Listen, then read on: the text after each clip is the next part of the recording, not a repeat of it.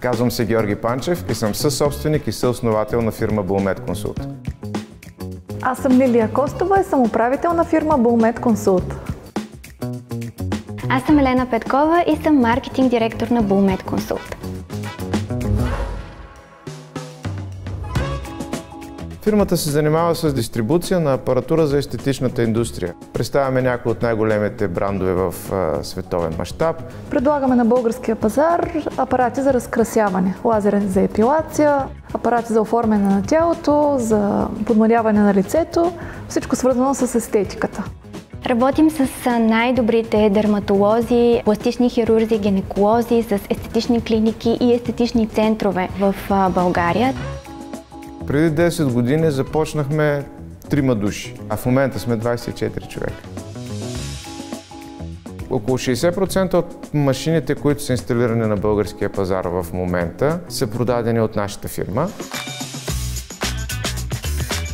Ние не сме просто магазин за машини. Нашата основна работа с клиента започва след продажбата. Изграждането на целия му бизнес. Ние участваме във всяка една стъпка от развитието на неговия бизнес и ние сме до него години наред. В офиса всекидневно се получават запитвания от хора, които се интересуват да закупят нов апарат. Питат, предлагате ли обучение с този апарат? Нашият отговор е да, с най-добрите специалисти, запознати с абсолютно всеки детайл от технологията и процедурите, които предлагаме. Идеята винаги е била да дадем полезни бизнес съвети на нашите клиенти от гурута в тази сфера. Бизнес клуба се казва Aesthetic Manager. Присъстват над 450 естетични менеджери и собственици на клиники. Идеята на подкаста е чрез лесна форма да доставим максимално много информация.